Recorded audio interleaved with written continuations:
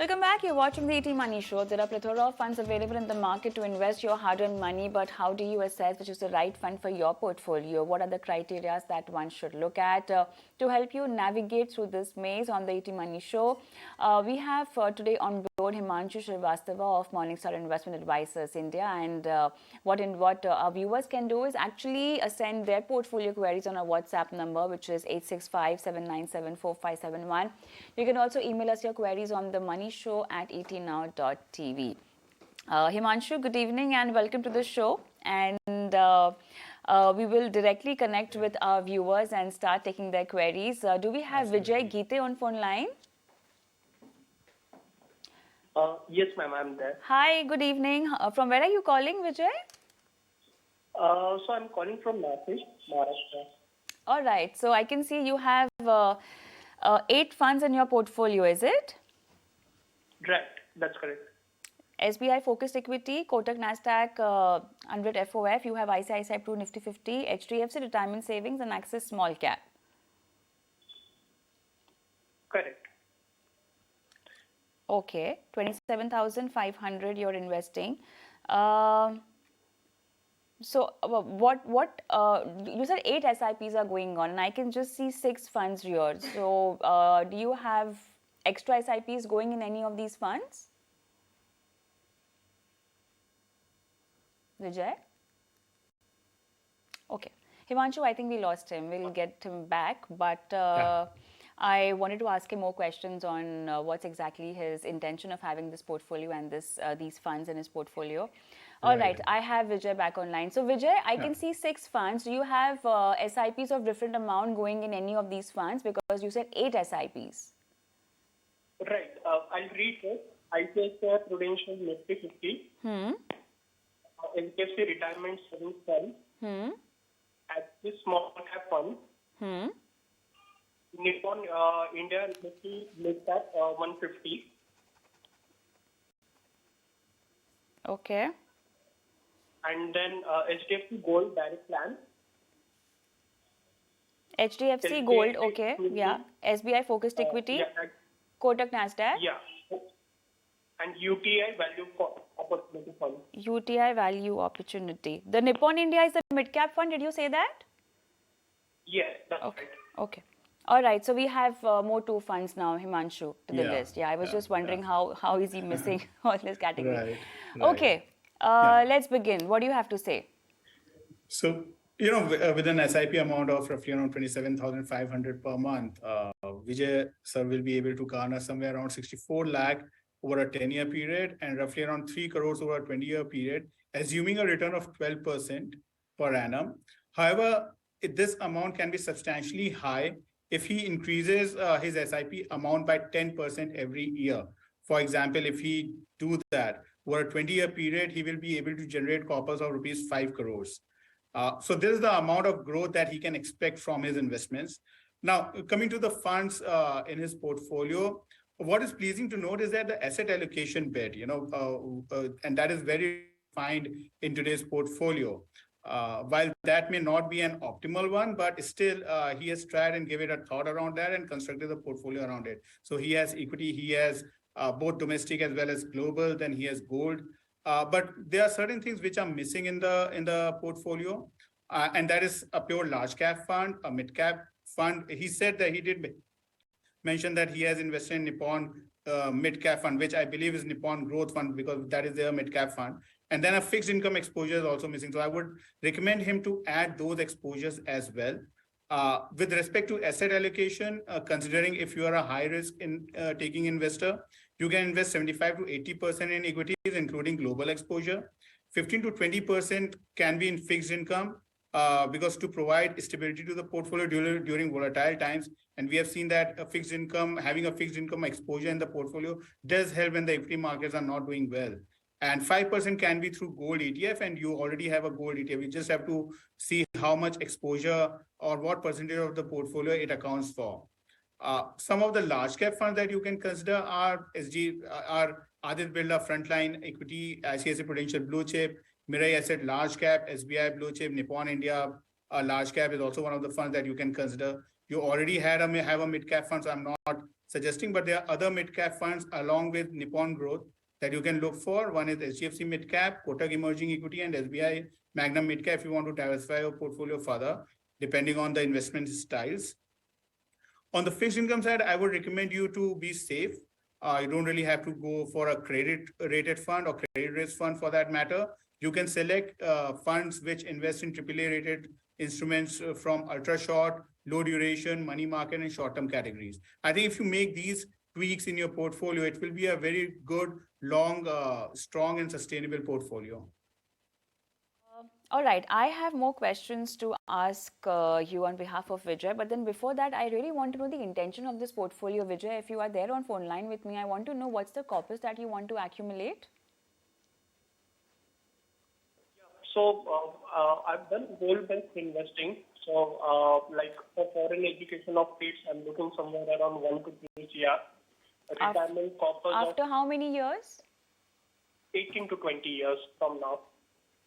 Okay. And? Then retirement corpus of 5 years, 30 years from now. And a car goal of 10 to 12 lakhs, 5 to 6 years from now. 5 to 6 And years a from fund now, goal what of was the 10 amount that you said for the car? 10 to 12 lakhs. 10 to 12 lakh after 5 to 6 years. Okay. And a house goal of 1 CR for 13 to 14 years from now. This is the current value, 1 CR. So after 13, 14 years, I hope you've counted in inflation, or this is the current value that you're looking?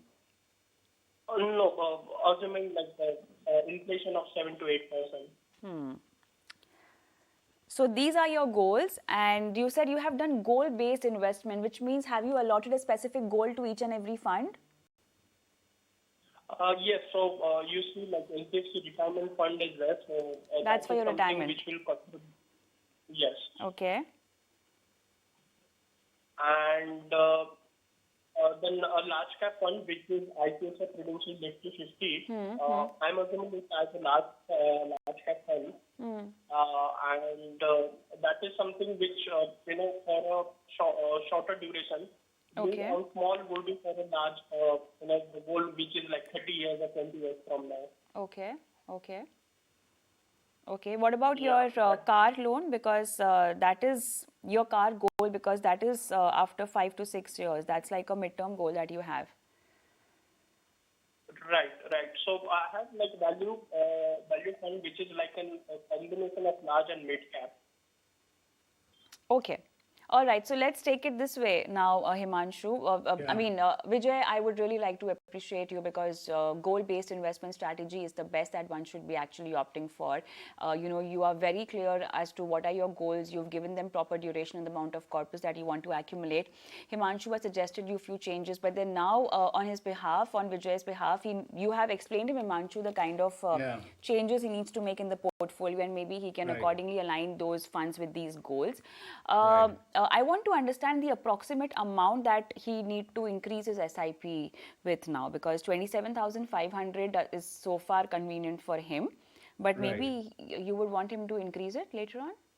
Yes, absolutely. I think he should be increasing the SIP minimum by 10% every year. Okay. But obviously, he means as and when he proceeds further with his investment journey, I think the amount can go up depending on how much investable surplus he's left with aside the expenses.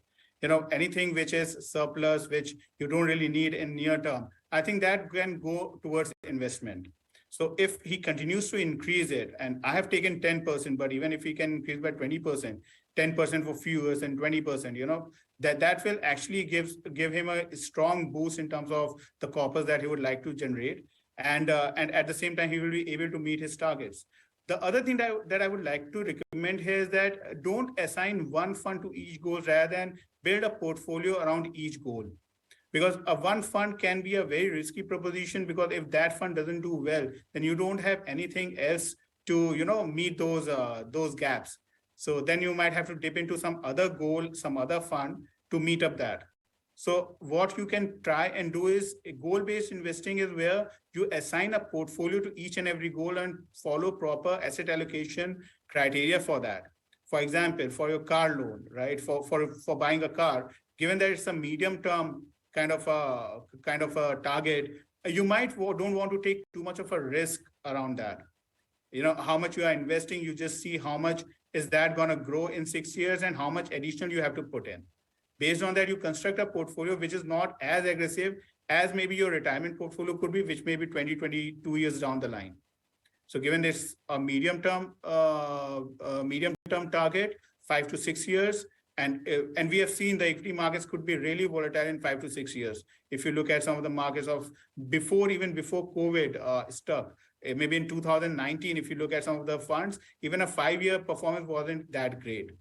So you need to have a balanced kind of a portfolio when you have say 50-60% equities and then 40% around fixed income, so that provides a buffer, and as and when you proceed towards your goal, you start de-risking it. So I think this is the kind of approach that you should follow to meet your goals, because equity could be really volatile. No one knows what's going to happen even next day, or maybe and 5-6 years 20 years down the line is very difficult to predict. So I think these are some of the risk aspects as well that you should consider, and treat each goal as a portfolio rather than each fund as a goal. All right, so that was explained pretty well and in detail. Vijay, all the best for your investments going ahead. Himanshu, we'll have to slip in. Welcome back. You're watching the ET Money Show, and with me is Himanshu Srivastava, who's helping our viewers achieve their financial goals. And Himanshu, we have this query next from Manjunath. He says that he's 38 years old and he's been investing since last 5 years via SIP, and he wants you to review his portfolio. He has ABSL Flexi Cap, Miraasset Emerging Blue Chip, HDFC Mid Cap Opportunity, and SBI Small Cap. Well, that's the only information we have. We obviously need more to do his complete financial planning, but then so far, how does this mix of funds or portfolio look to you? Well, you quickly ran through it. I could hear some of the funds, but sure. broadly, they look pretty good to me. You want me to repeat? You want me to repeat the name of the funds? I can. Yeah, I think one is Adit Birla Flexi Cap, the other one is SGFC Mid Cap, one from SBI, I guess, and which is the other one? Miraasset Blue Chip. Yeah, so I think in terms of fund selection, they are good. They can be diversified even further. So diversification is always one thing that we have to look at. What is the right diversification? And there is no clear-cut answer for that. So the idea is to have a mix of funds which are different in style, different in portfolios. One thing that we typically do is to compare each and every portfolio and see what is the mix of, how common the stocks are, what is the common holdings between them. As long as they are common, they will be in line with each other in given a market scenario. So the idea is to have, for example, if on the large cap side, you have a lot of funds.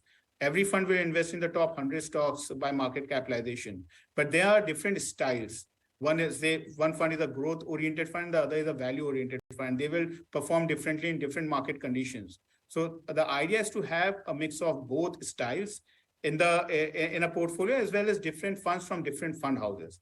I think that is where, as long as you are able to achieve that with 2 funds in a category, that should be good enough. The idea is every category you might tend to have at least 2 funds, so that you are not focused towards one particular AMC or one particular manager. So there is a diversification with terms of managers as well. So I think broadly his portfolio looks good.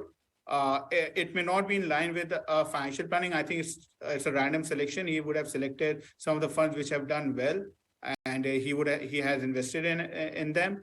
But these are any which ways good funds. So probably what he can do, proceed as we have always recommended, is to follow an asset allocation pattern, maybe going ahead, and try to fix a goal for himself and invest accordingly. All right, we quickly move on to our next question, which is from Vijay, and he says that for 3 to 5 years period, he's a conservative investor, and so what should be his strategy? He's looking for a target maturity or conservative hybrid fund, and he's in the highest tax bracket. Right. I think for a 3 to 5 year, from a 3 to 5 year perspective, I would recommend him to go for a conservative hybrid fund, which will provide him some equity allocation as well. So these funds have a mandate to invest roughly around 10 to 25% of assets in equities as well. So while given his investment horizon, it would not be advisable for him to go for a pure equity fund or even aggressive allocation fund, where roughly around 65 to 80% of assets are invested in equities. The market scenario could be really volatile during that period. So in fact, given the way markets have behaved over the last couple of years, if you are closer to your target, say by target goal, say by about 5 years, then you should start de-risking the portfolio. So I think given his investment horizon, which is 3 to 5 years, conservative allocation should be a good option for him. All right, that will be all, I guess. We are done with the time for today. Himanshu, thank you so much for being on the show. And with that, it's a wrap on the ET Money Show. But then I'm going to leave you with our WhatsApp number and email ID, where we keep waiting for your questions. And if at all you want to get your financial planning or your portfolio checked, do send us your queries on a WhatsApp number or email ID. Thank you so much for watching. Goodbye.